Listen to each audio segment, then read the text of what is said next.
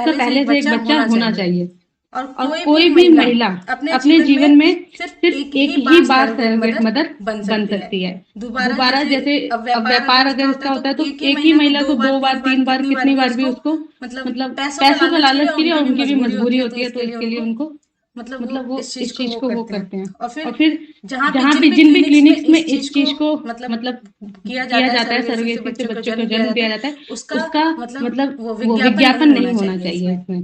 और जो भी मतलब जेंडर चुनने के लिए भी इस पे सख्त पाबंदी लगाई गई है। और इसमें अगर ये भी जितने भी ये लॉ वगैरह जितने भी रूल्स हैं, इनको तोड़ने पर वही जो 10 साल की सजा और 10 लाख जुर्माना तय किया गया है। अब क्या फिर एक सवाल उठता है कि क्या सिर्फ सिर्फ जो दंपत्ति हैं उन्हीं के लिए ये है, या फिर जो सिंगल पेरेंट है, या फिर जो LGBTQ ग्रुप है, उनके लिए भी ये है। तो उनके लिए एक अलग एक्ट लाया गया है जिसका है सहायक प्रजनन तकनीक एक्ट 2021।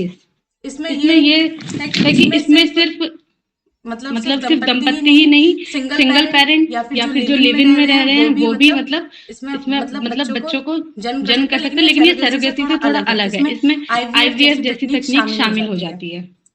ये तो इसमें ये तो क्या ये जो एक ये है कि व्यापारी मतलब पैसे ना देके उसको रोक देना, तो क्या ये ठीक है? उनको पैसों की मदद ना करना। दोनों आयाम हो सकते हैं वैसे इसके। एक चीज और भी इसमें देखी जा सकती है ना कि जैसे मतलब इसमें अगर पाबंदी लगाने का कुछ कारण हो सकता है, तो ये भी हो सकता है कि जैसे बाहर से कोई अगर सैरोगेसी करवा रहा है और मतलब बाद में अगर बच्चे में कोई भी दिक्कत आती है तो वो उसको अडॉप्ट नहीं करते, बच्चे को लेते नहीं है। तो इस वजह से भी शायद इसमें ये पाबंदी लगाई गई है, एक अधिनियम इसके लिए भी बनाया गया है। अगर ऐसा केस होता है तो वहां पे दंड का प्रावधान होना जरूरी है। मैं इस पे ये कहना चाह रहा हूँ कि इसके दो आयामों की ओर मैं बोलना ये चाह रहा हूँ, एक सामाजिक और एक आर्थिक आयाम। आज हम लोग डिस्कस कर रहे हैं वुमेन्स पे, तो मैं ये समझ रहा हूँ इसमें कि सारोगेसी जब आया तो सारोगेसी एक्चुअल में इसका वर्ल्ड लेवल पे अगर देखा जाए तो जैसे कि जर्मनी, ऑस्ट्रेलिया, ब्रिटेन, कनाडा, ये जो देश हैं इनमें सारोगेसी को लेकर के कुछ नियम लगे हैं, लेकिन इसको वाणिज्यिक या व्यापारिक रूप में प्रतिबंधित किया गया है। लेकिन वहीं कुछ डेनमार्क जैसे देश हैं, एग्जैक्टली एक देश याद आ रहा है मुझे, डेनमार्क है, जो कि इनको पूर्ण रूप से प्रतिबंधित कर रखा है सारोगेसी। और फ्रांस, डेनमार्क और फ्रांस जैसे देश है इसको पूर्ण रूप से बंद कर रखा है। तो जब अभी 2021 में ही नियम आया, उसके पहले भारत में भी था। तो भारत में इसका जो एक तरीके से बाजार है वो $1 बिलियन का था। 2018 के आंकड़े जो भारत सरकार ने दिए थे, $1 बिलियन का था इसका जो बाजार था।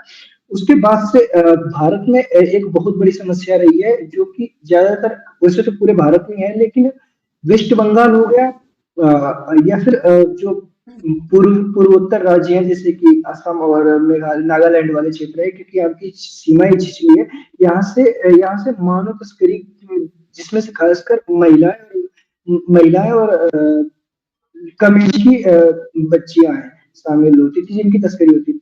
जब ये सारोगेसी आ गया तो सारोगेसी की वजह से इनकी और ज्यादा तस्करी होने लगी है। और इसके भारत इन देशों ज्यादातर यूरोपीय देशों में इसको बैन होने में या कड़े रूप से नियमन लागू होने की वजह से भारत में थोड़ा सा सस्ता भी पड़ता है सारोगेसी। और भारत एक विकासशील देश है और यहाँ पे गरीबी अपने उच्चतम स्तर पे रहती देखने को मिलती है। इस वजह से महिलाओं को पुशअप किया जाता है, इसको उनको पे किया जाता है, इसमें जबरदस्ती उनको पुशअप किया गया है।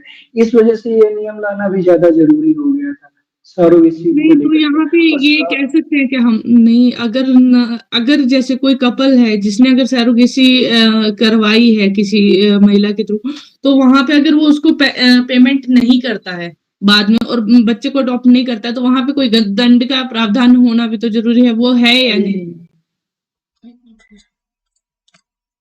नियम आया है उसमें जी प्रीति कुछ बोल रही थी, आप बोल रहे थे ना।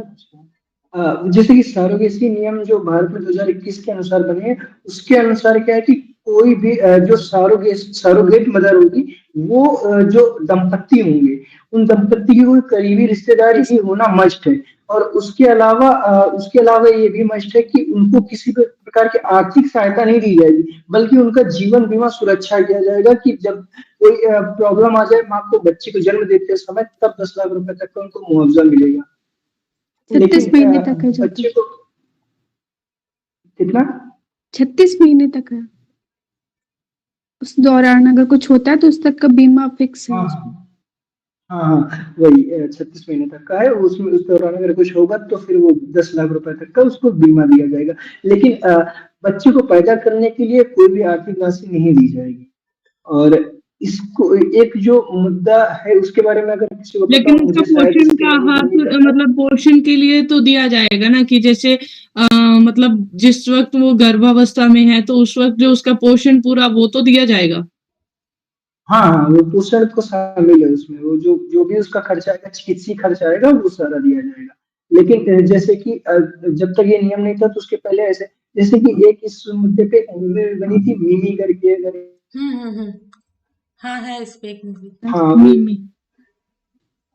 हाँ, तो उसे मतलब पैसों के लिए ज्यादा पुशअप किया जाता है बच्चियों को, जो कि बहुत लार्ज लेवल पे इस बात को समस्या क्रिएट करता है महिलाओं के लिए। एक चीज ये भी तो है ना यहाँ पे कि जैसे मतलब जिनको ये लालच दिया जाता है वो ज्यादातर या तो गरीब तबके से होती है या फिर वो मध्यम वर्ग की होती है महिलाएं ना, वो ही ऑब्वियसली इसकी वही चपेट है। में हाँ आती है। इससे ज्यादा तो मतलब नहीं आएंगी कोई भी, या फिर सिंगल मदर मतलब मजबूरी में अगर उसको कोई भी जैसे कह सकते हैं जॉब का मतलब उसका कहीं पे नहीं है तो वो ऐसा कर सकती है अगर हाँ, उसका जिसकी आर्थिक पहले से स्थिति अच्छी नहीं होगी वो कर सकते हैं। लेकिन बिल्कुल। इस सरोगेसी के कुछ फायदे भी हैं, और जैसे नुकसान भी कि तो है। पहले तो हाँ, सरोगेसी ये फायदे। से नहीं किया गया, और इन्होंने कुछ आयाम जो दिए, खास करके अ, ये मानव तस्करी को इसमें शामिल किया इन्होंने। मुझे समझ नहीं आया कि उसका इससे क्या तात्पर्य था। मानव तस्करी नहीं होना चाहिए यहाँ पे, मतलब जो बाल महिलाएं हैं या युवतियां हैं, किशोरी जो कहते हैं, उसको तस्करी का है इसमें हो सकता है।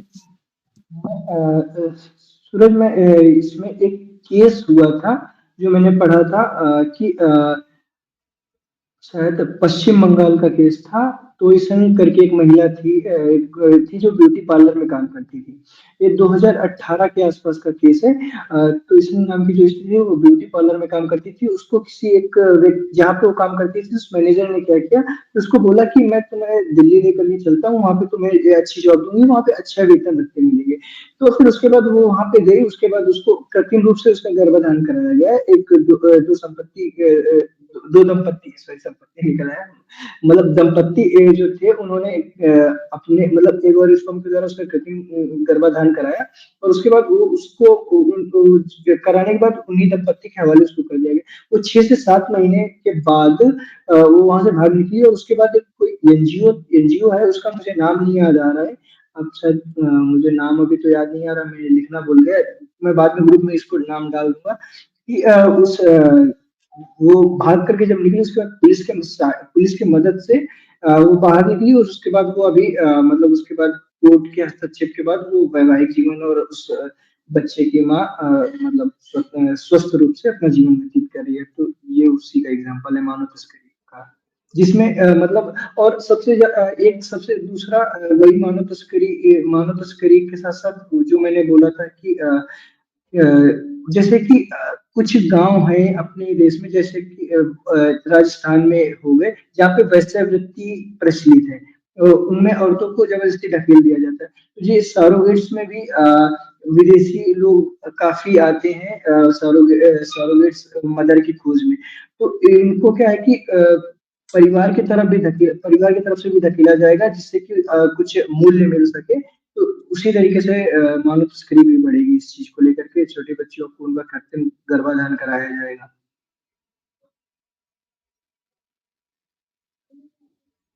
ठीक है। गर्भधारण बोलिए, गर्भाधान में उल्टा हो जा रहा है वो तो। जो हाँ, कृत्रिम गर्भाधारण कैसे। और क्वेश्चन है मेरे मन में, और कोई क्वेश्चन है किसी के मन में? नहीं, इसको लेके नहीं, तो नहीं। इससे रिलेटेड अच्छा, अगर क्वेश्चन। मुझे एक बात लगती है कि अगर कोई विदेशी, जैसे मान लीजिए यहाँ जब चिकित्सा के लिए लोग आते हैं और सब पर्यटन के लिए आते हैं, उससे उसके लिए खास इंडस्ट्री इस्टेब्लिश्ड है और उससे इनकम होता है। तो हम सरोगेसी से इनकम को लेके भाग क्यों रहे हैं? इसके पीछे मैं दो बात कहना चाहूंगा। एक तो ये अनैतिकता है, एक तरीके से नैतिक नहीं है। और सारोगेसी में क्या होता है कि जो बच्चा होता है उसका वस्तुकरण हो जाता है कि जैसा उनको चाहिए होता है उस तरीके का उन्हें नहीं चाहिए होता, तो कई वो बार आईवीएफ अबॉर्शन में कराना होता होता है है, या कई बार सरोगेसी अबॉर्शन में ही कराया होता है? जाता है। आईवीएफ में तो नहीं, जो आप कह रहे हो ये बच्चा जो मॉडिफाई करवाते हैं, ये आईवीएफ में होता है आई थिंक। आईवीएफ में तो नहीं होता। आईवीएफ में क्या होता है कि एग और स्पर्म अगर क्या होता है कि स्पर्म और एग जब डेवलप नहीं हो पाते हैं पूरी तरीके से, तो डेवलप या मॉडिफाइड करके जो माँ होती है वो माँ चेंज नहीं होती, उसी मतलब एग में स्पर्म को इंजेक्ट कर देते हैं आईवीएफ में। लेकिन सेरोगेसी में क्या होता है कि एग और स्पर्म जो जैविक जो माता पिता हैं, जो दंपत्ति संतान चाहते हैं, उनकी एग और स्पर्म लेकर के एक थर्ड जो सरोगेट मदर होगी उसके यूरेटस में जाकर के इंसर्ट कर देते हैं, वो होगा सरोगेट। तो जैसे मतलब जैसे किसी दंपत्ति को अगर उनमें कोई मतलब बीमारी है, जैसे मैंने पढ़ा था, साइंस में पढ़ी थी ये चीज, तो जैसे कि किसी जैसे बाल झड़ने की किसी के माता या पिता में से किसी एक में ये प्रॉब्लम है, तो जब मतलब वो आगे सैरोगेसी वगैरह अगर कराते हैं तो उसमें से जैसे वो डीएनए निकलवा देते हैं, तो वो ये सैरोगेसी में होता है या आईवीएफ में होता है? मुझे ये सेरोगेसी में होता है, ये सेरोगेसी में ही होता है। और ये अभी एक केस भी इससे रिलेटेड आया था यूके का। डीएनए निकालने का काम किसमें होता है? ऐसा तो नहीं, वो दोनों में हो सकता है। वो तो एक मतलब जैसे कैसनैन वाला है, मॉडिफाई क्या ना, इसको मॉडिफाई वो मॉडिफाई दोनों में हो सकता है, उसमें कोई सैरोगेसी से रिलेशन नहीं है। Okay okay okay okay okay. जो कैसनैन पढ़ा है ना आप लोगों ने, कैसनैन होता है कैची, उसमें जो डीएनए कट करके मॉडिफाई करके आप कर दो, फिर वो किसी में भी करो, आप आईवीएफ में करो या फिर सैरोगेसी में। ओके ओके, दोनों में हो सकता है। मेरे को इसमें थोड़ा सा कंफ्यूजन था, क्योंकि जब मैंने पढ़ा था ना ये, तो उसमें मेरे को शायद मुझे याद नहीं है, लेकिन उन्होंने शायद आईवीएफ में बताया था मुझे, इसलिए कंफ्यूजन हुई। सर ने बताया था ये बात। हाँ, मान लीजिए जैसे पहले सरोगेसी चल रहा था, उसमें क्या किस तरह की समस्याएं थी? सारी समस्याएं क्लियर नहीं हो पाई। सिर्फ ये वजह गिनाना कि ह्यूमन ट्रैफिकिंग को रोकने के लिए ऐसा किया गया, तो ये वाजिब नहीं ठहरता है, क्योंकि हमारे जैसे जैसे हाँ बोलो सूरज। ट्रैफिकिंग को रोकने के लिए हमारे पास और सारे प्रावधान हैं, उसके थ्रू आगे बढ़ना चाहिए था। लेकिन आखिर ये वजह नहीं मिल पा रहा कि जैसे अब हमारे पास वो रीजन भी है, हमारे पास एक ऑप्शन बन रहा था कि एक इंडस्ट्री जैसा डेवलपमेंट हो सकता था कि हमारे पास एक नया इकोनॉमिक सेक्टर बन जाता, लेकिन हम फिर भी उसके पीछे नहीं जा रहे। नैतिकता कोई बड़ी वजह तो बनती नहीं इन मामलों में। नहीं, जो तुमने बोला इकोनॉमिक सेक्टर, वो उसकी कीमत क्या होती?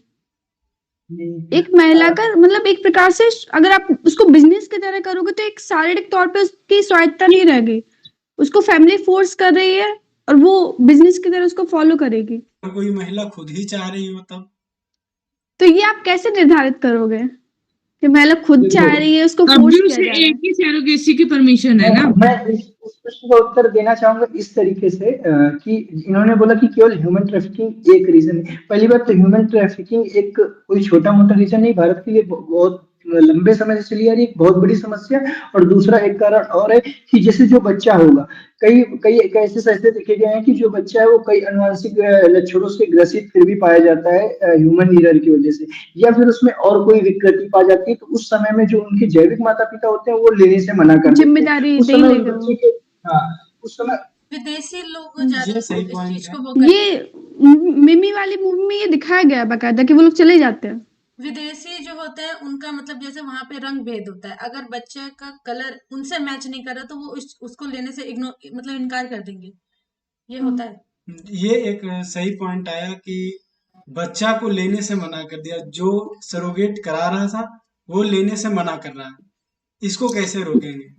फिर दूसरा कि विदेशी लोग आ रहे हैं, वो अगर ले जाने से मना कर देते हैं तो उनको बाध्य करने के लिए हमारे पास कोई उपाय नहीं है।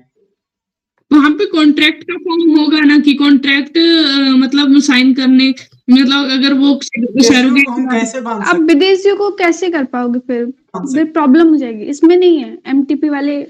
हाँ कॉन्ट्रैक्ट है इसमें, लेकिन सिर्फ कॉन्ट्रैक्ट भारतीयों के लिए। करेंगे भी, अगर मान लिया जाए विदेशियों से कॉन्ट्रैक्ट होता भी, तो अगर वो कॉन्ट्रैक्ट से बाहर निकलते हैं तो उनको बाध्य करने के लिए ठीक है ठीक है ठीक है, मुझे समझ आ गया। अगर विदेशियों के साथ हम कॉन्ट्रैक्ट करते हैं लेकिन वो कॉन्ट्रैक्ट इंडिया तक ही वैलिड होगा, वो बाहर वैलिड नहीं होगा। नहीं कर ही नहीं सकते। जो इंडिया का मतलब सिटीजन, दो उन्हीं के चीजें साथ। हैं, एक तो देखिए कि इंडिया का सिटीजनशिप एक्ट जो कहता है, ये कहता है कि अगर कोई भारत का नागरिक नहीं है, बच्चा यहाँ नागरिक हो सकता है या नहीं। इसके पक्ष में जो है कि अगर नागरिक नहीं है माँ बाप में से कोई एक भी, तो वो बच्चा नागरिक नहीं बन सकता। जो बच्चा सरोगेट मदर से हुआ उसके लिए समस्या ये हो गई कि अगर विदेशी माँ बाप नहीं लेके जाना चाह रहा तो बच्चा यहाँ कोई अधिकार ही नहीं ले पाएगा। एक समस्या ये है। दूसरा, हमारी मशीनरी उस व्यक्ति को बाध्य नहीं कर सकती कि यहाँ के कॉन्ट्रैक्ट को पालन कर पाए। उसके लिए हमारे पास मशीनरी नहीं है। तो ये दो वजह है तो अगर इस केस में ऐसा हो कि अगर कोई विदेशी यहाँ पे मतलब कई वर्षों से अगर वो मतलब इंडिया में अगर रह रहा है, उसके पास इंडिया की नागरिकता है, मतलब उसने अपनी स्वेच्छा से ली हो, तो वो इंडियन हो गया ना, इंडियन हो गया ना वो तो फिर भी मतलब उसके लिए ये रूल तो फिर भी लागू होंगे ही ना। नहीं हाँ, वो तो विदेशी नहीं रहा ना, नागरिकता मिलते ही भारतीय हो गया। दूसरे देश की नागरिकता उसी समय खत्म हो गई। जैसे ही वो यहाँ की नागरिकता हासिल करता है वैसे ही। अभी क्लियर है थोड़ा।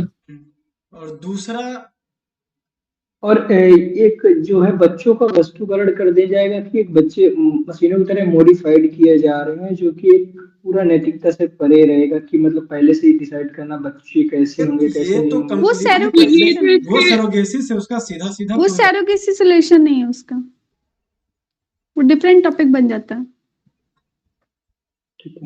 वो डिजाइन बेबी होते हैं ना, जो डिजाइन बेबी करके रहता है टर्म, उनके लिए। बाकी चीजें तो ठीक ठाक है। संसद में इसको बनाने के लिए सरकार ने 2 उद्देश्य बताए थे। एक तो महिलाओं को सामाजिक सुरक्षा देना, क्योंकि जब भी सरोगेट्स मदर बनती हैं तो उनको सामाजिक सुरक्षा मिलती है, और सरोगेट्स मदर से रिलेटेड जितने भी प्रॉब्लम आ रहे थे उनको कानूनी सुरक्षा देना। ये 2 संसद में बताए थे सरकार ने। सामाजिक सुरक्षा में क्या क्या? सामाजिक सुरक्षा में जैसे कि जब भी कोई सरोगेट्स मदर बनती है और उसके बाद ये जब सरोगेट्स मदर बनती है तो इस चीज को कृत्रिम गर्भाधान बताने के बाद उनको समाज में एक तो समाज में उसको गुप्त रखा जाता है, या फिर अगर उनको पता भी चल जाता है तो बाद में उस बच्चे को पालन पोषण न करने वालों को एक बुरी नजर से देखा जाता है। उस समय ये बताया जा रहा था कि ये एक उस बच्चे की डेथ हो गई या वगैरह वगैरह ऐसा बताया जाता है, जिससे उससे प्रॉब्लम होती है इस तरीके की। सामाजिक सुरक्षा तो सिर्फ इस मामले में हम कह सकते हैं कि जैसे बीमा जो बीमा अवेलेबल है 36 मंथ तक का, तो वो उनको सामाजिक सुरक्षा में उपलब्ध कराता है। दूसरा तो इस तरह की बातें तो मुझे नहीं लगता।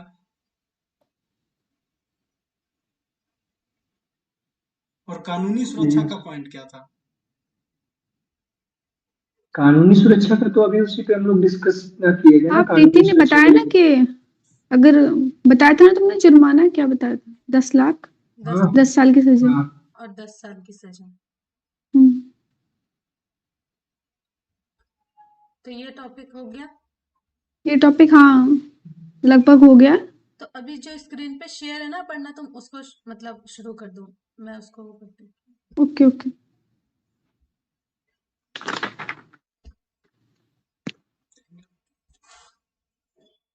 स्क्रीन पहला वाला टॉपिक करते थोड़ा कम था मतलब इसमें कंटेंट। कोई बात नहीं, जितना है, क्योंकि अभी इसके बारे में ज्यादा आया भी नहीं। आवाज नहीं आ रही प्रीति।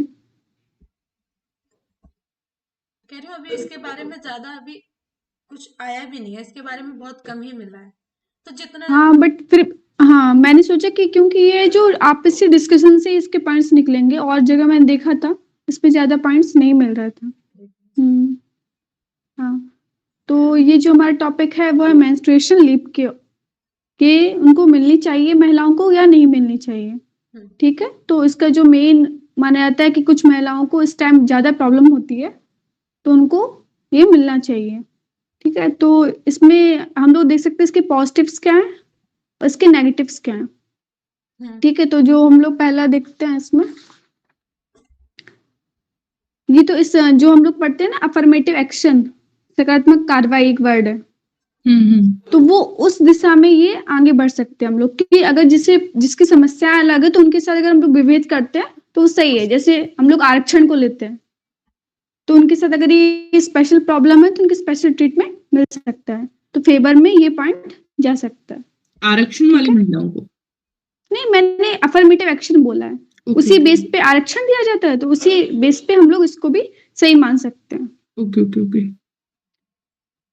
और ये हम लोग जो हमारा जो समाज है उसको समावेशी बनाने के लिए बोल सकते हैं, प्रगतिशील समाज बनाने के लिए, कि जहाँ पे हम लोग जो सिर्फ इकोनॉमिक तौर पे आगे नहीं बढ़ रहे हैं, जो महिलाओं के जैसे बोला सामाजिक उनकी जो समस्याएं हैं, जो भी उनकी समस्या है उनको भी ध्यान में रख के काम कर रहे हैं। ठीक है, एंड जो इसके नेगेटिव्स हैं वो हैं ये कि इससे क्या हो सकता है। वैसे ही हम लोग देखते हैं कि जो प्रतिनिधित्व है बहुत ही कम है महिलाओं का, और अगर हम लोग अपर जॉब्स में मतलब जो हायर जॉब्स होती है वहां तो बहुत ही कम है। ग्लास सीलिंग एक वर्ड होता है, वो प्रॉब्लम हम लोगों को देखने को मिलती है। ग्लास सीलिंग का मतलब क्या होता है, उनको उच्च पदों पर जाने नहीं दिया जाता है, उनको उसके अयोग्य माना जाता है कि महिलाएं उच्च पदों के योग्य नहीं। तो ये प्रॉब्लम और बढ़ सकती है कि उन्हें लगेगा कि इनको हायर करने से कोई फायदा नहीं है, क्योंकि इनको लीव देनी पड़ेगी और ये वर्क भी नहीं कर पाएंगे सही से, वो क्यों दे, इससे अच्छा एक मैन को हायर करें। तो ये इश्यू आ सकता है। ये जो मेंस्ट्रुएशन लीव होती है ये पेड के रूप में मान्यता, पेड सवैतनिक अवकाश होगा कि मतलब उनको पेड उस चीज के लिए किया जाएगा और वो लीव ले सकते हैं उस दौरान। ठीक है, और ये इसमें जो इसके अगेंस्ट एक आता है कि सभी महिलाओं को प्रॉब्लम्स नहीं होती है पीरियड के दौरान, तो क्या सभी को देना ही सही होगा या नहीं होगा, ये भी इसके अगेंस्ट में पॉइंट आता है। ठीक है, मेंस्ट्रुएशन लीव में अब हम लोग देखते हैं जो कंट्रीज है जहाँ पे ये मिलती है मेंस्ट्रुएशन लीव। ओके, जैसे स्पेन है, जापान, इंडोनेशिया, फिलीपींस। जापान पहली कंट्री थी, नहीं वो यूरोपियन है। स्पेन जो है वो फर्स्ट यूरोपियन है, लेकिन ओवरऑल में जापान है तो जिसने दिया है। और अगर हम मैंने पढ़ा था, हाँ वो मैंने ही पढ़ा था, स्पेन फर्स्ट यूरोपियन है और जापान ओवरऑल में फर्स्ट कंट्री इसने मेंस्ट्रुएशन लीव की शुरुआत की थी। अगर हम लोग भारत में अभी करंट में देखें तो जोमेटो, स्विगी, ये लोग भी इनिशिएट कर रहे हैं। और बिहार और अभी क्या कहाँ हुए इनिशिएट, उनके हम लोग के बाद चर्चा कर लेते हैं। ठीक, बिहार में जैसे बिहार और केरला में ये लाई गई थी पॉलिसीज के लिए। और 1992 में बिहार में आया था कि 2 डेज की मिलनी चाहिए मंथ में लीव, उसको लेके आया हुआ था। और अगर हम लोग बिल की बात करें 2017 में आया था मेंस्ट्रुएशन लीव को लेके बिल आया था, वो पास नहीं हुआ। 2022 में भी आया था, मेंस्ट्रुएशन लीव को लेके आया था, और इसकी जो मेंस्ट्रुएशन हाइजीन है उसको लेके। अगर हम लोग बात करें भी करंट में 1-2 हफ्ते पहले सुप्रीम कोर्ट ने भी गाइडलाइन दी है कि जो मेंस्ट्रुएशन जो हाइजीन पॉलिसी बननी चाहिए सरकार को, और जितने भी महिलाओं उनको जैसे जो बच्चे हैं उनको एक्सेस मिलनी चाहिए सैनिटरी नैपकिन वगैरह की, उसके अभी ये गाइडलाइन आई थी कि हाइजीन को मतलब सैनिटरी नैपकिन्स का प्रावधान। कई सारे आंकड़े भी हैं, वो अभी मुझे याद नहीं आ रहा है, मैंने उसको नोट किया था, वो यहाँ लाइब्रेरी में है मेरी नोटबुक, उसमें आंकड़े दिए हुए मतलब कितनी सारी प्रॉब्लम्स होती हैं। और अगर अब लोग देखें अभी की रिपोर्ट, मासिक धर्म संबंधी स्वास्थ्य उत्पादों तक मुफ्त पहुंच विधेयक 2022। हाँ वही, और अभी जो पॉलिसी का भी बोला है उन्होंने, तो इसमें तो ये भी तो शामिल हो सकता है ना कि महिलाओं को पीरियड से रिलेटेड जो भी प्रॉब्लम होती है वो हो किस वजह से रही है, कि मतलब जब वो वर्क प्लेस पे अगर उनको ऐसी प्रॉब्लम आती है तो वहां पे उनके लिए कोई भी मतलब ऐसा मतलब होना चाहिए, आसपास कोई केमिस्ट होना चाहिए, या फिर उनको प्रोवाइड करनी चाहिए, कंपनी को प्रोवाइड करना चाहिए फैसिलिटीज वगैरह देनी चाहिए अवकाश वो के अलावा भी। हाँ, ये हम लोग बोल सकते हैं सॉल्यूशन में कि मतलब इससे रिलेटेड और भी ऑप्शंस हम लोग देख सकते हैं, मतलब वो तो हो, बट उसके अलावा हम लोग उनकी पहले अगर हम लोग देखें, मैंने पढ़ा था, अभी मेरे पास है नहीं है यहाँ पे नोटबुक, उसमें लिखा हुआ था बकायदा, हम लोग के पास हाइजीन का कोई भी प्रॉपर सिस्टम नहीं है। आप देख लीजिए गवर्नमेंट जितने भी ऑफिस हैं, ये टॉयलेट्स प्रॉब्लम नहीं सबसे है, ज्यादा हाइजीन बिल्कुल फॉलो नहीं होता है। ये प्रॉब्लम तो एक उसका ये सबसे ज्यादा पता है कब हुई थी क्रिएट? ये हुई थी कोविड-19 के टाइम पे सबसे ज्यादा क्रिएट हुई थी। और कोविड-19 के टाइम पे जो भी महिलाएं कार्य ये अपने बिल्कुल बिल्कुल टॉप लाइन में थी, उस टाइम पे उनका बहुत ज्यादा मतलब ये क्या कहते हैं इसको, दुरुपयोग हुआ चीजों का, और ये चीजें प्रोवाइड ना होने की वजह से उनको काफी दिक्कतों का सामना करना पड़ा। और जो मतलब जैसे गरीब लोग हैं, गरीब महिलाओं, उनको और भी ज्यादा प्रॉब्लम आई थी इस चीज के लिए। बिल्कुल। ये लेकिन अभी जो रिपोर्ट आई थी NFHS की, उसमें ये चीज हम लोग को पॉजिटिव देखने को मिलती है कि जो भी हाइजीनिक मेथड्स है उसमें परसेंटेज काफी बढ़ा है। अर्बन में 60% हो गया है और रूरल एरिया में भी 45% तक हम लोग पहुंच गए हैं। तो ये काफी अच्छा है, क्योंकि रूरल एरियाज में तो पहले बहुत ही कम परसेंटेज था। जैसे अब लोगों ने पैडमैन मूवी भी आई थी, उसमें दिखाया गया था कि बहुत ज्यादा अनहाइजीनिक मेथड्स का यूज करते हैं, इसकी वजह से महिलाओं को प्रॉब्लम्स भी होती हैं काफी। तो ये बढ़ा हुआ है, तो ये हम लोग देख सकते हैं, इसको डिस्कस कर सकते हैं कि क्या पॉजिटिव पॉइंट्स और हो सकते हैं डिस्कस, और ये नेगेटिव पॉइंट्स क्या हो सकते हैं, और सॉल्यूशन में एक जो मुझे लगा था वो हो सकता है वॉलंटरी वाला, कि जिसको जरूरत लगती है वो स्लीप को ले और जिसको नहीं लगती है वो ना ले। एक चीज और कह रही थी, आपने शायद जब कहा था कि ये सभी महिलाएं, ये जितनी हैं इसमें सभी महिलाएं इंक्लूड नहीं होंगी, इसका एक रीजन ये भी हो सकता है। क्यों नहीं हो सकती? क्योंकि कई महिलाएं जिनको ये प्रॉब्लम नहीं होती है जॉब टाइम पे, तो वो क्या करती हैं, ये इस मतलब लीव का गलत फायदा भी उठाती है। बिल्कुल, इसके हर चीज के पॉजिटिव नेगेटिव्स होते हैं, कि वो मतलब होता है ना कि उनको प्रॉब्लम नहीं है, फिर भी वो चलो हम लोग आराम करते हैं, वेतन तो मिलेगा ही हम लोगों को, इसका गलत फायदा भी उठा सकते हैं। इसको गलत फायदा कैसे कर सकते हैं? कोई भी अगर आपको प्रॉब्लम नहीं है, मतलब आप नॉर्मल फील कर रहे हो, बट आप सोच रहे हो कि आपको अपने वर्क से भागना है, तो आप उसके नाम पे लीव ले लेते हो ना। कोई भी इसमें नहीं कर क्या? इसका तो कोई मानक ही नहीं है। वही तो मैं बोल रही हूँ ना, मानक नहीं, तभी तो ये प्रॉब्लम आ रही है। इसमें ये प्रॉब्लम कैसे है? अगर कोई ये बताइए। महिला को बहुत ज्यादा मूड स्विंग नहीं होता है, बहुत ज्यादा बिल्कुल या दर्द जैसी समस्या नहीं है, तो ये इसके लिए कोई वजह नहीं बन सकता ना कि हम उसको मेंस्ट्रुएशन लीव से बाहर कर दें। मैंने कहा वो मेंस्ट्रुएशन लीव का गलत फायदा इस वे में उठा सकती है कि उसको प्रॉब्लम नहीं है और वो अपने वर्क से भाग रही है। जब उनका समय आएगा तभी तो लेंगी ना, वो तो उनको। तो आप ये बताइए, क्या ये एक प्रकार से सही नहीं है? फिर तो वही इक्वालिटी वाली बात आ गई ना। जब आपको वो प्रॉब्लम नहीं है, जिसके बेस क्या है, इसका लीव का बेस क्या है? दिया जा रहा है ना, यही दिया जा रहा है क्योंकि उनको दर्द और मूड स्विंग्स वगैरह जैसी समस्याएं आ रही हैं, बेस उसका वही है। अगर आप नॉर्मल फील कर रहे हो, जैसे आप रोज फील करते हो, काफी लोग होते हैं वो नॉर्मली फील करते हैं, तो उनको मतलब ठीक ही रखें। बिल्कुल वॉलंटरी, जिनको फील नहीं हो रहा है वो उसमें कहेंगे कि हमको फील हो रहा है, तो उनको कौन उसका क्या मापक होगा कि उनको फील नहीं हो रहा? वही तो मैंने बोली, ये तो इसका ड्रॉबैक है, हम लोग नहीं कर सकते डिसाइड। अब कैसे आप डिसाइड करोगे किसको ज्यादा प्रॉब्लम हो रही है, किसको नहीं हो रही है? तो ये इसका प्रॉब्लम आएगी इसको डिसाइड करने में। समान रूप से लागू होना ही चाहिए, इसमें कोई वॉलंटियर। हाँ, ये है कि ऐसा नहीं कि आपको लीव लेना ही पड़ेगा, जो नहीं लेना चाहते वो अपनी वर्क करे, ये हो सकता है। इसके लिए एक्स्ट्रा पे किया जाए, एक्स्ट्रा नहीं, जो नॉर्मल पे होता है अब एक्स्ट्रा पे जैसे कंपनीज में होता है ना। मैं भी HR रही हूँ, तो मेरे को भी देनी पड़ती थी ये PL वगैरह ना, तो वहां पे थोड़ा सा मेरे को भी हुआ था ये दिक्कत, मतलब कि काफी जो गर्ल्स होती हैं वो झूठ बोल के ऐसे लीव्स ले लेती हैं, फिर बाहर मतलब घूमना फिरना उनका ऐसे होता है। उसका मिसयूज ना करें, ये भी हो सकता है। मिसयूज की वजह से काफी चीजें फिर बाद में, तो कोई इंस्ट्रूमेंट नहीं है मिसयूज वो तो बिल्कुल। और नहीं, ऐसा भी हो सकता है ना कि कभी उनको नहीं भी, मतलब मेंस्ट्रुएशन टाइम उनका ले रही है, उनको घूमना है, अब वो तो मतलब इसके ड्रॉबैक्स पे आ जाएगा कि हम लोग ये चीजें नहीं कर सकते डिसाइड। अच्छा, जहां भी हर एक्ट में जहां भी वॉलंटरी मेंस्ट्रुएशन लीव के तौर पे शामिल है, तो क्या ये वहाँ के कैजुअल लीव या फिर जो अदर लीव्स मिलती हैं उसके कोटे के अंदर मिलता है या फिर कोटे के बाहर मिलता है? कोटे से ये तो बाहर है। ये मैंने देखा नहीं था वैसे, मुझे ये मालूम नहीं है। मतलब मेरे उसमें था लेबर लॉ तो में कोटे से जब बाहर होता तो स्वैच्छिक लिखने का जरूरत ही नहीं था, फिर स्वैच्छिक क्यों लिखा जाता है? कोटे से बाहर इसलिए मैं ये बोल सकती हूँ क्योंकि देखो जो ये कंपनी प्राइवेट कंपनीज का मैं बता रही हूँ, मैं खुद उसमें काम करके आई हूँ।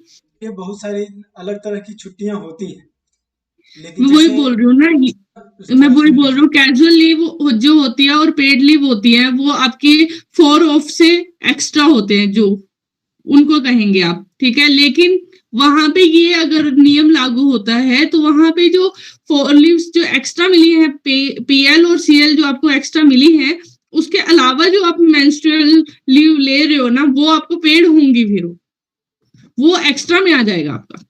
नहीं, लेकिन वो सिर्फ गर्ल्स के लिए है, वो मेंस के लिए नहीं है। नमस्ते सर। सर नमस्कार नमस्कार। बढ़िया कर रहे आप लोग, कंटिन्यू रखिए। सर कंफ्यूज हो गया, अभी आपकी हेल्प चाहिए। कर रहे थे सर, क्या कंफ्यूजन हो गया? इसमें सर सर स्वैच्छिक में कंफ्यूजन ये हो गया, चलो आप बोलो। उसमें थोड़ा सा लग रहा है कि ये वॉलेंट्री क्यों हो, इस पे चर्चा चल रहा था सर। क्या वॉलंटरी है?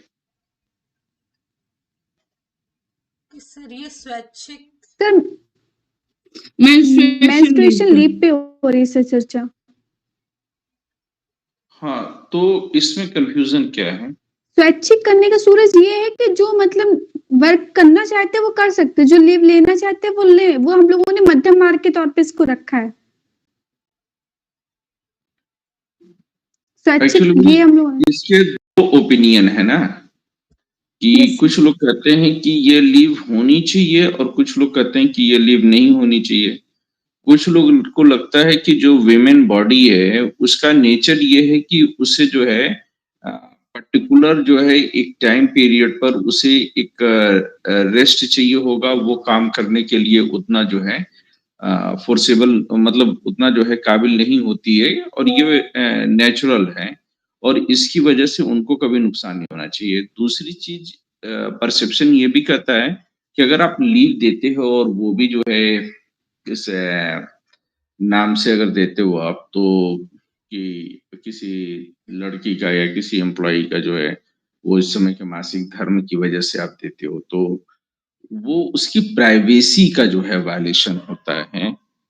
बड़ा कंसर्न ये है कि अब मतलब पूरे ऑफिस में और उस पूरे जो है वर्क प्लेस पर ढिंढोरा पीटने जैसा हो गया ना, कि भैया इनको देखो, इनके तो जो है मासिक धर्म आए हुए हैं, इनको छुट्टी चाहिए।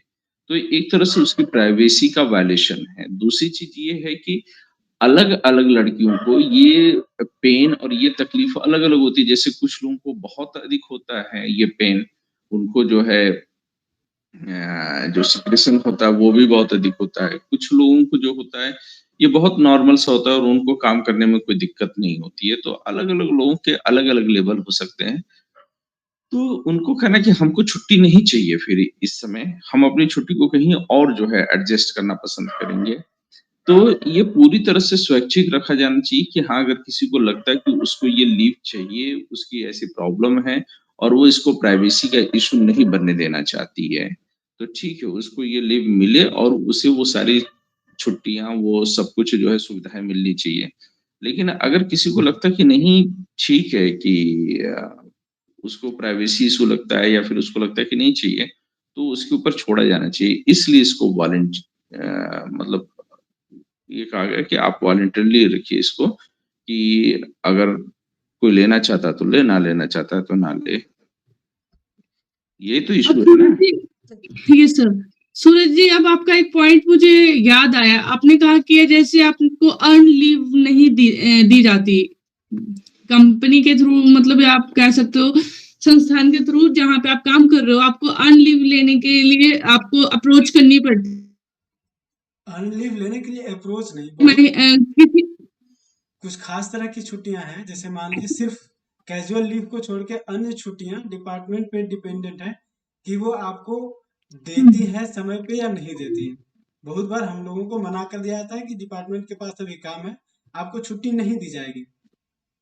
लेकिन वहां पे महिलाओं के लिए ये प्लस पॉइंट हो जाता है ना कि वहां पे अगर महिला अपनी छुट्टी उस टाइम पे यूज नहीं करती है लीव को, तो वहां पे वो जब अर्न लीव उसको जब जरूरत पड़ेगी वहां पे वो इसको यूज कर सकती है।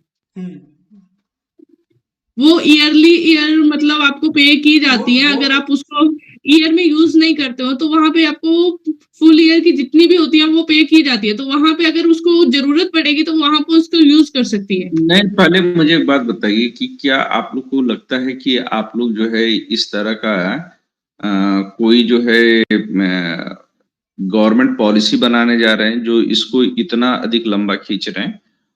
बहुत सिंपल सा है कि इन्होंने क्वेश्चन किया था, इस वजह से मेरे को थोड़ा सा ये हुआ। मैं इस चीज पर जानना चाह रहा हूँ, तो खामोश होकर सुनिए कि इस पूरे जो है एक्सरसाइज का मतलब क्या है कि आप लोग प्रीलिम्स और मेंस के लिए वैलिड पॉइंट्स निकाल सकिए।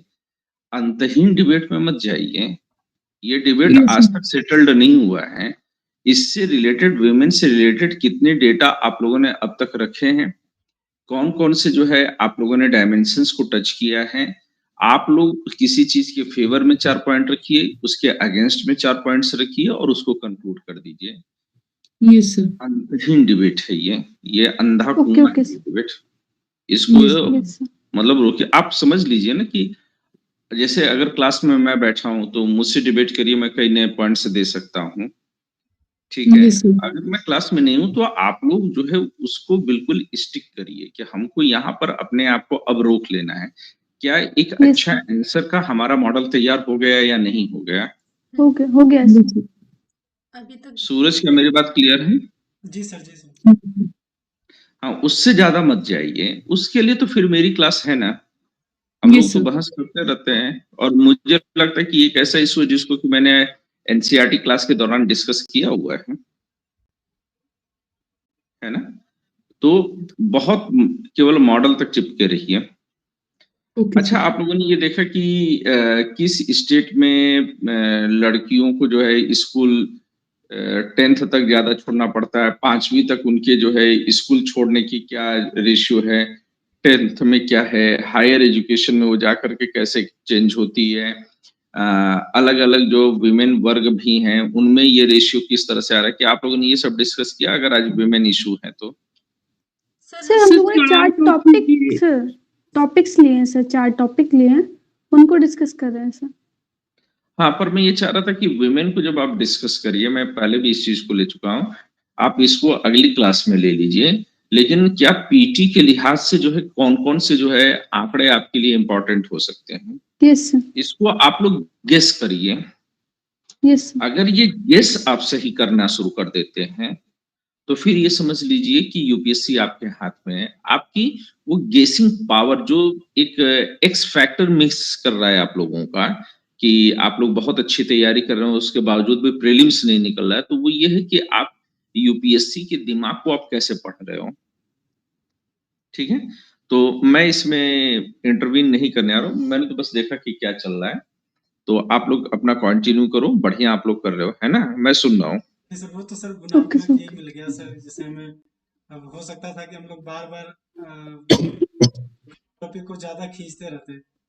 ये समझ आ गया कि कहाँ पे उसको रोकना है सर। हाँ, ये बहुत जरूरी है। हमको यूपीएससी का जो मॉडल है वो नहीं छोड़ना है किसी भी सूरत में, है ना। 2024 हर हाल में पाना है, ठीक है। पीसीएस भी हमको निकालना है और पहला टारगेट हमारा प्रीलिम्स है। Okay sir. All done. Mains की चिंता तुम लोग बिल्कुल मत करना, वो मैं करवा ले जाऊंगा। जी सर। डन, करते रहो, मैं हूँ ये। Yes sir. Yes sir. Next topic का कर दो तुम लोग को, वही फिनिश हो जाएगा। शेयर कर दिया स्क्रीन में। ये जो अबॉर्शन दिख रहा है सबको? हाँ सुना है, नहीं दिख रहा है।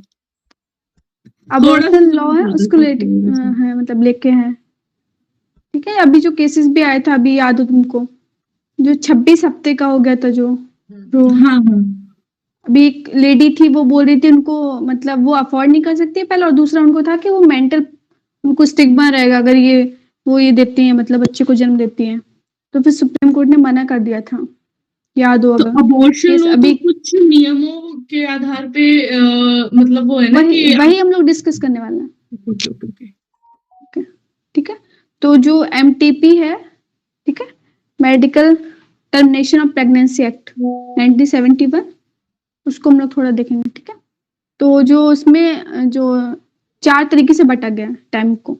ठीक है, पहला है कि जो 20 हफ्ते तक की जो भी भ्रूण होगा उसके लिए कि अबॉर्शन हो सकता है कि नहीं, उसके लिए उन्होंने बोला है, ये हमारे प्रीलिम्स के लिए भी बहुत इंपॉर्टेंट है, क्योंकि उसमें डायरेक्ट आ सकता है कि MTP में कौन प्रावधान है नहीं है। तो ये थोड़ा फैक्चुअल भी होगा और ये इंपॉर्टेंट हो जाएगा प्रीलिम्स के लिए भी, ऐसे ने बोला। इसमें ये है कि सभी महिलाओं के लिए उपलब्ध है ये वाला। ओके। और इसमें 20 हफ्ते सिर्फ वाला। हाँ, अगर 20 हफ्ते तक का है आपका भ्रूण। ठीक है, और केवल एक तो वो डॉक्टर का परामर्श अपनी चाहिए। इच्छा से करा सकती है ना, वो ऐसा तो नहीं है कि प्रेशराइज्ड होके? क्या मतलब वो अपनी इच्छा से कराना चाहे तब वो करवा सकती है? इसमें सिर्फ ये बताया गया कि अबॉर्शन कराने का क्या टाइम पीरियड में आप करा सकते हो, वैलिड है। उसको फिर वो तो एक अलग एंगल हो जाएगा ना कि वो खुद से करा रही है या फिर प्रेशर में, ये तो डिफरेंट पॉइंट हो जाएगा। ठीक है। फिर 20 से 24 हफ्ते का अगर है आपका भ्रूण, तो उसके लिए क्या है, इसके लिए आपको 2 डॉक्टर्स चाहिए। उसमें एक चाहिए था, इसमें 2 डॉक्टर्स चाहिए। तो इसमें जो केवल कुछ जो लॉ में दिए हैं निर्धारित, उनके लिए ही है ये। गर्भवती महिलाएं, जैसे अविवाहित महिलाओं जो अगर रेप से पीड़ित हैं उनके लिए, फिर पारिवारिक व्यभिचार से जो पीड़ित है महिलाएं, उनके लिए भी ये है वैलिड। और जो कमजोर महिलाओं में दिव्यांग वगैरह, उन सब के लिए वैलिड है ये। ठीक है, जो सुप्रीम कोर्ट ने निर्णय दिया था इसमें कि जो जैसे इसमें बोला गया है विवाहित वाला बोला गया है, तो उसमें सुप्रीम कोर्ट ने कहा था इस लॉ में प्रॉब्लम ये है कि जो सिंगल मदर है तो उसके लिए भी होना चाहिए। तो उसके लिए सुप्रीम कोर्ट ने बोला था कि इसको भी परमिशन मिलनी चाहिए अबॉर्शन के। सिंगल मदर का थोड़ा कंसेप्ट नहीं मेरे को समझ में आया इसका। सिंगल मदर जैसे कोई मतलब उसकी शादी नहीं की है, मैरिड। सिंगल मदर तो मुझे समझ में आ गई, लेकिन मतलब सिंगल मदर के लिए कैसे हो सकता है अबॉर्शन का? सिंगल मतलब ये कि ऐसे कोई मतलब उसने विवाह नहीं किया है, जैसे सिंगल मदर समझे ऐसे भी। अविवाहित जो लड़की होती है उसका कह रहे हो ना आप, सिंगल मदर कहाँ से? नहीं, इसमें ये भी हो सकता है जैसे कोई एक उसका ऑलरेडी बच्चा है, वो सिंगल पेरेंट है, और फिर उसका दूसरा ये भी हाँ मतलब समझ रहे हो, वो विवाहित नहीं है, इस सेंस में बोल सकते हैं हम लोग। ठीक है। तो उसको भी सुप्रीम कोर्ट ने बोला था कि इसको भी इंक्लूड करना चाहिए। ओके। क्योंकि उसमें जो लिखा है उसमें लिखा है कि अविवाहित में रेप के कंडीशन में ये वैलिड था। तो उसमें ना कि दूसरी वजह मतलब दूसरी अगर कंडीशन होती है तो उसमें भी अलाउ करना चाहिए, ये सुप्रीम कोर्ट ने बोला था। फिर है 24 हफ्ते तक, मतलब हो गया 24 हफ्ते, उसके फिर क्या होगा, इसमें 2 कंडीशन इसमें बोली थी। पहला कि जन्म लेने वाली जो संतान होगी उसको पता चल जाता है कि कोई गंभीर रोग है। जो भ्रूण से पता चल जाता है कि अगर वो बाद में जन्म लेगा तो वो सरवाइव नहीं कर पाएगा ज्यादा टाइम तक, क्योंकि उसको गंभीर रोग होने की संभावना है, तो ये अबॉर्शन हो सकता है। फिर है कि जो गर्भवती महिला है उसको जीवन को क्षति पहुंच सकती है अगर वो ये डिलीवरी करती है, तो अगर ये पता चल जाता है तो ये अबॉर्शन हो सकता है। मतलब जच्चा या बच्चा में से किसी एक की जान को खतरा हो तो वो कर सकती है? हाँ बोल सकते हैं, लेकिन इसमें ये है कि उसको बाद में बीमारी हो सकता है, तुरंत ना हो बच्चे को, बाद में वो प्रॉब्लम, तो उसके सेंस में भी हो सकता है अबॉर्शन। फिर है 24 हफ्ते के बाद, तो उसमें यह है कि उसमें देखा जाता है कि भ्रूण में कोई ठोस विसंगति है, जैसे ये वाला जो पॉइंट बोला था उसमें ये, इसमें क्या है, मेडिकल बोर्ड की परमिशन की जरूरत पड़ेगी।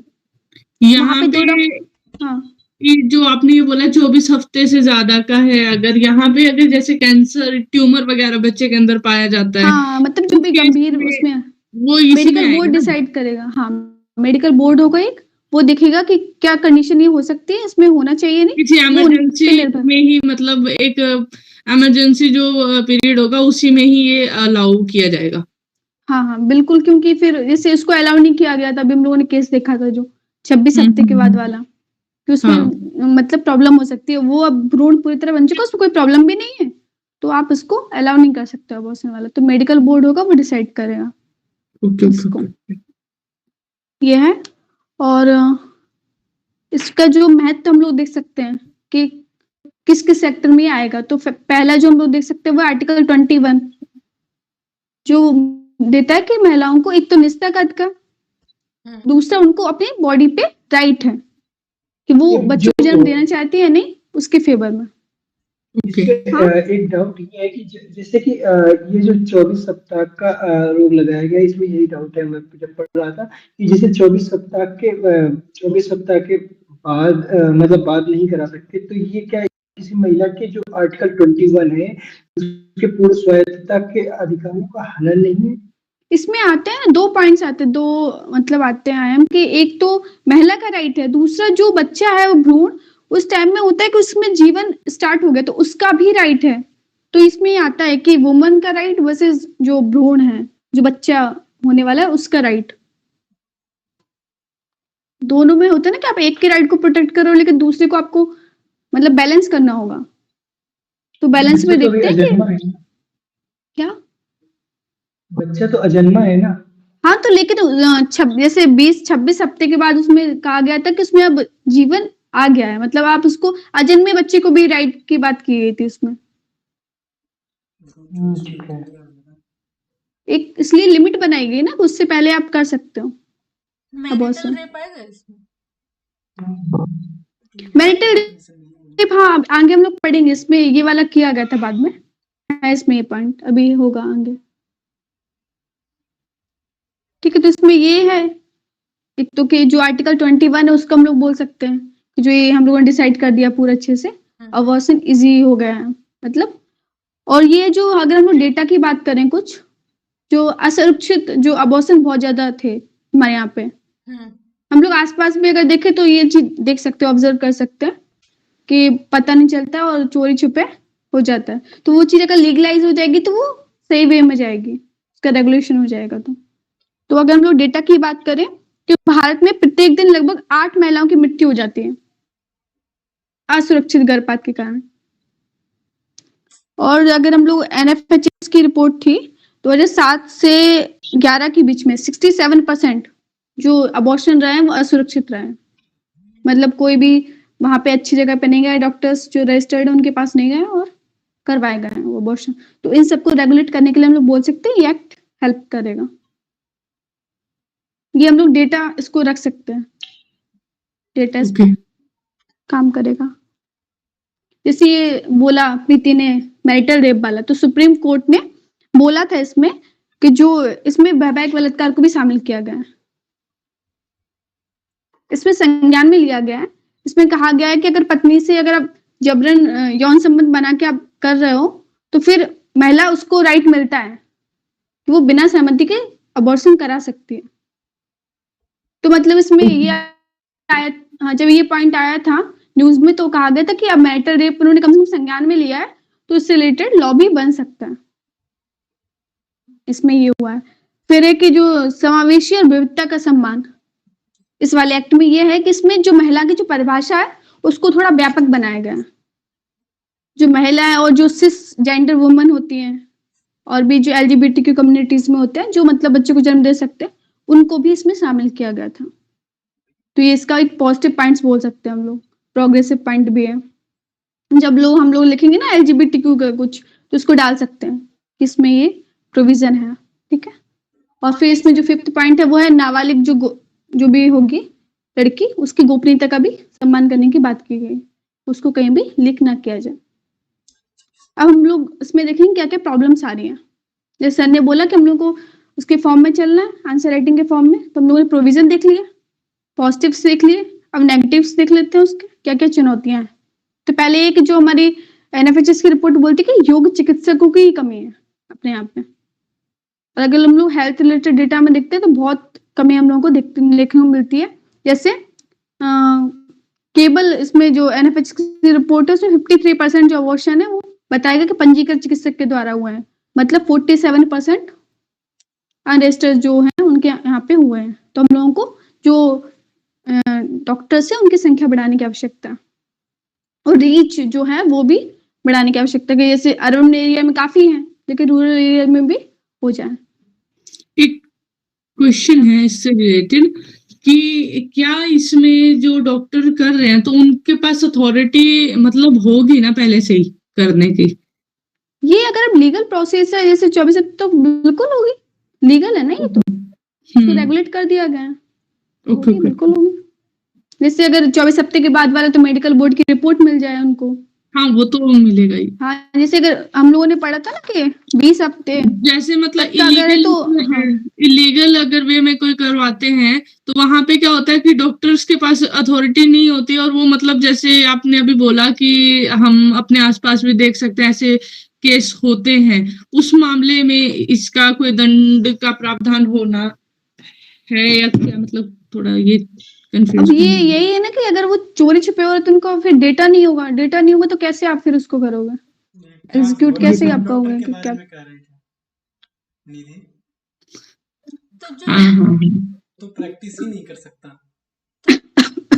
लीगल है तो इलीगल भी कई चीजें चलती हैं साथ साथ।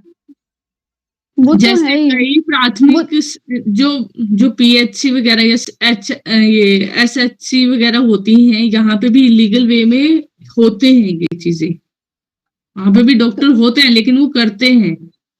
तो वो हम लोग आगे देखे कि जागरूकता फैलाएंगे हम लोग कि जो पहले हम लोग देखे कि वो है कि नहीं पंजीकृत, उसको कुछ आता भी है, उसके पास डिग्री है कि नहीं, तो हम लोग ऐसे भरोसा कर लें, तो मतलब ये हम लोग और वो फिर क्रिमिनल ऑफेंसेस हुए, जहां पर क्रिमिनल ऑफेंसेस हुए हैं उनके लिए दूसरे लॉज हैं जिसके जरिए कि वो डील किए जाएंगे। अभी आपका पर्टिकुलर इशू क्या है? जब आप एग्जाम में इस चीज को आंसर कर रहे होंगे तो क्या आप इलीगल मेडिकल प्रैक्टिस को शामिल करेंगे? मेरे हिसाब से आप इलीगल मेडिकल प्रैक्टिस को शामिल करेंगे तो जो आंसर इवेलुएट कर रहा होगा आपको, उसके दिमाग में ये लगा कि इसके पास इस बात पे कहने के लिए पर्याप्त टॉपिक नहीं है, इसलिए ये मुद्दे से भटक रहा है। ये बहुत सही मुद्दा है कि आपको इसमें ये बताना होगा कि एक तो पहले जो है ये केस क्या है, इसकी जो है रेफरेंस क्या है, प्रासंगिकता क्या है, इसको लेकर के कौन-कौन से पॉइंट्स दिए गए हैं। फिर आपको देखना है कि इसको लेकर के जो है क्या-क्या लूप होल्स हैं या इसके क्रिटिसिज्म क्या है और इसको लेकर के आगे की राह कैसे निकलती है। इसको यही सीक्वेंस होना है ना।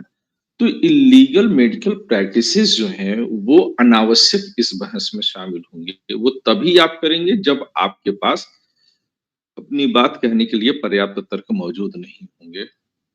Okay sir. Is clear to everyone? Yes sir. ठीक है। और अपर्णा आप ही क्यों लगातार बोल रही हैं? और लोगों के लिए कोई रूल नहीं डिसाइड था क्या? कैसा? लगातार आप ही बात कर रही हैं, और लोगों के लिए कोई पॉइंट डिसाइडेड नहीं था? नो सर, प्रीति ने बोला ऐसे, स्टार्टिंग के टॉपिक प्रीति ने लिया सर। अच्छा ठीक है, मैं अभी आया, मेरी गलती। ठीक है, कंटिन्यू करिए। पर अपर्णा अपने बोलने में आप थोड़ा सा फ्लो बढ़ाइए। मुझे आपको सुनने में ये लग रहा है ना कि जैसे आप एक बात को कह रहे हो तो उसी समय आपके सबकॉन्शियस माइंड में दूसरी बात चल रही है और आप दूसरी बात को इवेलुएट कर रहे हो। आप जो शब्द अभी बोल रहे हो, यस सर, जो शब्द अभी बोल रहे हो, आप उसको पूरी तरह से जो है कॉन्शियस होकर के नहीं बोल रहे हो। आपके बोलने में थोड़ा सा फ्लो और चाहिए। देखिए, जब अगर मैं बात कर रहा हूं तो ऐसा नहीं कि मैं बहुत तेजी से भाग रहा हूं, पर एक फ्लो रख रहा हूं ना। आपका फ्लो बीच बीच में हल्का सा कमजोर हो रहा है। ठीक है, तो ये शो करता है लैक ऑफ कॉन्फिडेंस।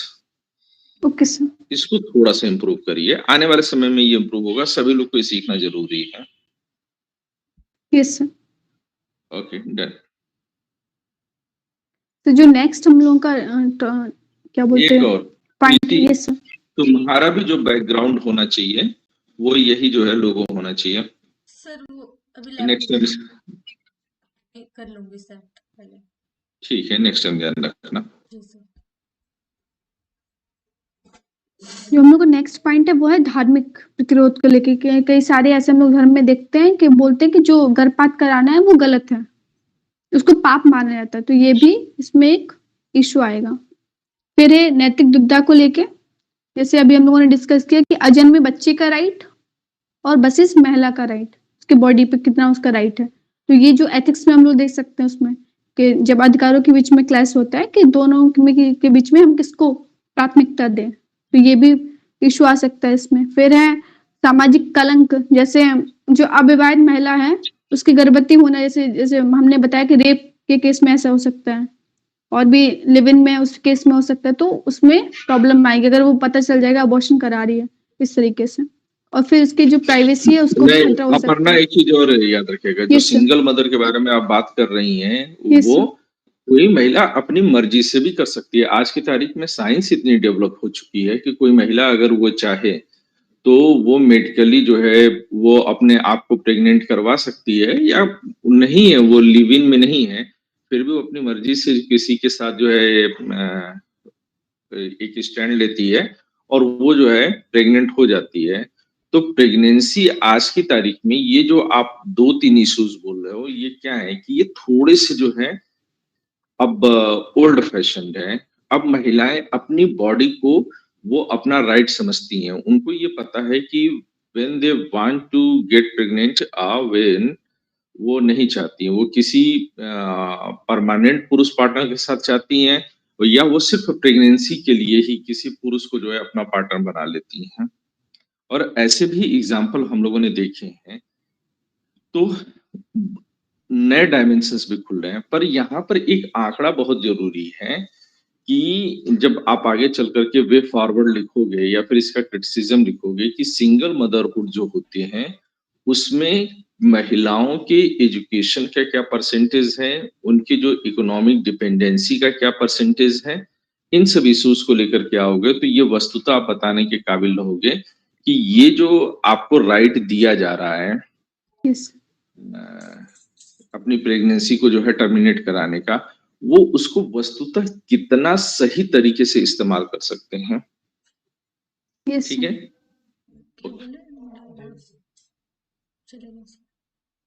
ओके। जो हम लोग वे फॉरवर्ड में लिख सकते हैं, जैसे जो भी प्रॉब्लम्स आई है उसको हम लोग लिख देंगे। जैसे पहला आ रहा है कि योग्य चिकित्सकों की कमी, तो हम उसमें लिख सकते हैं कि हम लोगों को जो हेल्थ रिलेटेड है फंड उसको बढ़ाएं और डॉक्टर्स की ज्यादा रिक्रूट करें।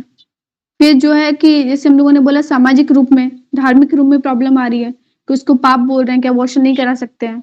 कई बार फैमिलीज भी फोर्स करती हैं कि नहीं, मतलब अपनी बहुओं वगैरह को कि आप नहीं कर सकते हो, आपको परिवार के लिए करना पड़ेगा। तो उसमें हम लोग जागरूकता कार्यक्रम कर सकते हैं। जो हम लोग एक पढ़ते हैं, किसी ने एथिक्स पढ़ा है यहाँ पे? उसमें अनुनय परसुएशन वाला एक रहता है टॉपिक है उसमें, तो उसमें हम लोग उसको भी सहारा ले सकते हैं। जैसे जो भी सेलिब्रिटीज वगैरह हैं उनके द्वारा हम लोग ऐसे नहीं विज्ञापन वगैरह आते हैं लोगों को समझाने के लिए, उसका भी यूज कर सकते हैं। फिर इसके क्षेत्र में जितने भी जो हमने बताया एलोकेशन वो बढ़ा सकते हैं, और उससे रिलेटेड जो एजुकेशन सर ने बोला कि उसके बारे में अवेयर हों, महिलाएं कितने एजुकेटेड हैं अपने राइट्स को लेके, अपनी हेल्थ को लेके, उसको पे भी हम लोगों को वर्क करना पड़ेगा। तब तक नहीं तो ये फिर एक्ट ही रह जाएगा अगर महिलाएं उसके बारे में जानती ही नहीं है, तो वो इम्पोर्टेंट है। महिलाएं हैं उनको अविवाहित बोला जाएगा या नहीं? अविवाहित तो नहीं बोल सकते, उनको डाइवोर्स ही बोलेंगे। अविवाहित तो वो होगी ना कि जैसे किसी का रेप हो गया या फिर वो खुद की मर्जी से बिना शादी के वो प्रेग्नेंट हो जाए, वो होगी। फिर इसमें जो 4th पॉइंट है जो हम लोगों ने देखा था कि प्राइवेसी वाला, तो उसका हम लोगों को ध्यान रखना पड़ेगा। फिर जो है महिला की जो अधिकार है उनके प्रति समाज, वैलिड पॉइंट मैं अपना दे सकता हूँ जो कि कहीं और नहीं मिलेगा। Education and awareness of women, इसके साथ ही जो है हम एक पॉइंट और जोड़ सकते हैं कि री एजुकेशन ऑफ द मेल्स या मेन। बिल्कुल, यस सर। पुरुषों को भी इस बारे में जो है जागरूक किया जाना चाहिए। हम जैसे पुरुषों को ये समझ में आना चाहिए कि हमारी जो जीवन साथी हैं या हमारे परिवार में, हमारे समाज में जो महिलाएं हैं, उनके अपने राइट्स हैं, उनकी अपनी मर्जी है, ये उनका शरीर है, ये उनका गर्भ है और उनको अधिकार दिया जाना चाहिए। तो जो पावर ट्रांसफर है वो महिलाओं को करने में पुरुषों को और सहायता दिया जाना चाहिए। तो ज्यादातर लोग महिलाओं के अवेयरनेस पर जाते हैं, जबकि री education and re awareness of main ये भी बहुत जरूरी है। तो लास्ट वाला जो मैंने पॉइंट डाला था वो इसी से रिलेटेड है कि महिला अधिकारों के प्रति लोगों का संवेदनशील बनाना, उससे रिलेटेड बोल सकते हैं सर। जो भी वुमेन की राइट है उन सभी को मतलब के प्रति संवेदनशील होना चाहिए। ठीक है। यस। से जो महिला है वो सिंगल पेरेंट कही जा सकती है? क्या फिर से पूछना? सर जैसे कोई महिला है, इसका डाइवोर्स हो गया है, तो वो अगर वो सिंगल पेरेंट कही जा सकती है?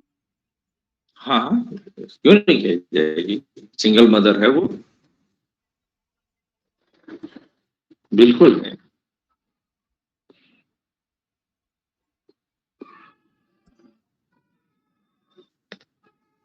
बोले थे कुछ चलिए आगे बात करिए।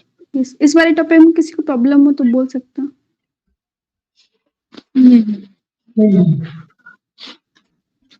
प्रीति वो टॉपिक लेना चाहोगे जो तुम्हारा था? उसका नोट्स अभी मेरे पास तैयार नहीं है। अब मैं अभी ये सोच रही हूँ कि मतलब क्वेश्चन दे देते तो। हाँ, एक क्वेश्चन हम लोग कर सकते हैं। मतलब अभी जो टॉपिक हुए 3 टॉपिक हुए ना, तो इनमें से किसी भी एक पर एक पे दे दो भी। एक टॉपिक और बीच है ना वो वायलेंस अगेंस्ट वुमेन्स वाला टॉपिक भी रह गया डिस्कस करने के। क्या मतलब कहने का ये मतलब है कि जो काम असाइन किया गया था प्रीति को, प्रीति ने उसमें से कोई काम नहीं किया है? सर वो उसका नोट नहीं तैयार है मेरे पास। क्यों नहीं तैयार है? क्यों नहीं तैयार है? जो काम दिया गया वो काम दिए हुए टाइम फ्रेम में क्यों नहीं तैयार है? खाला का घर है प्रीति? नहीं सर। फिर ये चीज तैयार चाहिए ना। ये बैच का नाम ही है करो या मरो। इसमें आपके पास ना बोलने के लिए, ना करने के लिए कोई गुंजाइश नहीं है। ये बहुत शर्मनाक है। Shame on you. और इस तरह की हीला हवाली अगर आप लोगों ने अपने आप को एक्सक्यूज देना शुरू किया तो हो चुका सिलेक्शन आप लोगों का।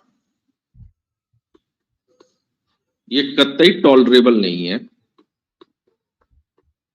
और आइंदा से रफली लिखा है तो वो समझ आएगा नहीं सर किसी को। क्यों रफली लिखा? जब ये चीज तय है कि आपको इस टाइम पर ये प्रेजेंटेशन देना है तो उस समय वो चीज मिलनी चाहिए तो चाहिए। जी सर। आप एक्सक्यूज कैसे दे सकते हो उसके लिए? लॉजिक क्यों है? काम होना चाहिए तो होना चाहिए, बस दैट्स ऑल। Ji sir. और ये बात सभी लोग कान खोल करके सुन लें। जैसे सुबह जो है इन्होंने बोला कि सर नहीं, पॉलिटी बुक रिव्यू जो है आप 4 दिन के लिए आगे बढ़ा दीजिए। नहीं बढ़ेगा भाई, आप उस टाइम फ्रेम में करिए। आप एक टाइम खाना मत खाइए, आप सोना थोड़ा सा कम करिए, लेकिन काम करके दीजिए। अब आप तभी तो करो या मरो का बैच है ये। यस। तो इस बात को लेकर के बहुत सावधान रहिए। इस बार सिलेक्शन चाहिए तो चाहिए, और वो तभी होगा जब पागलपन और दीवानगी की हद तक आप लोग लगेंगे। और प्रीति बहुत निराश किया आपने हमको, बहुत पीड़ा के साथ बोल रहा हूं मैं। कंटिन्यू करिए अभी जो करना चाह रहे हैं आप लोग, क्वेश्चन ही कर लीजिए।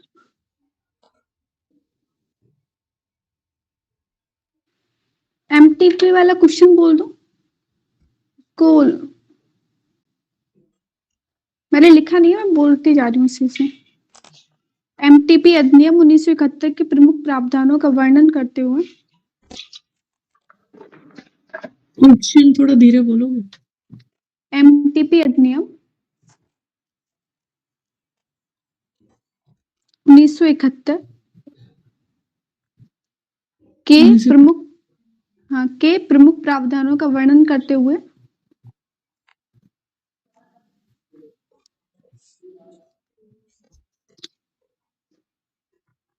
वर्णन करते हुए इसके महत्व,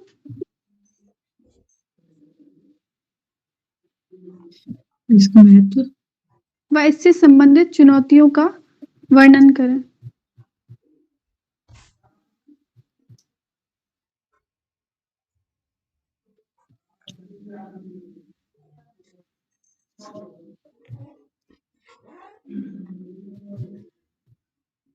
वर्णन करें। साथ ही में जो संशोधन हुआ है ना, जो एमटीपी अधिनियम 2021, साथ ही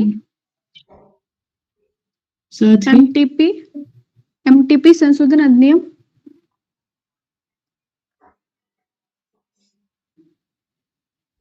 एमटीपी संशोधन अधिनियम 2021 के बिंदु पर चर्चा कीजिए।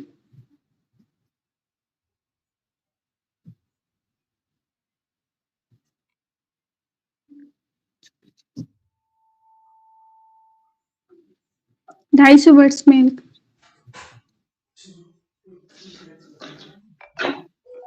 ओके, कल ये सब लोग ग्रुप में सेंड कर देना।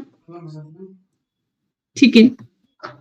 ओके, डिस्कशन ग्रुप में ही सेंड करना ना? हाँ, जो ये ग्रुप बना है ना, इसके लिए अलग से बना है जो ग्रुप। ठीक है। हाँ, एक काम करते हैं ना, कल जो टॉपिक मतलब हम डिस्कस करने वाले हैं, कल मैं और राय कर लेंगे उसको, ठीक है? कर सकते हैं, बिल्कुल कर सकते हैं।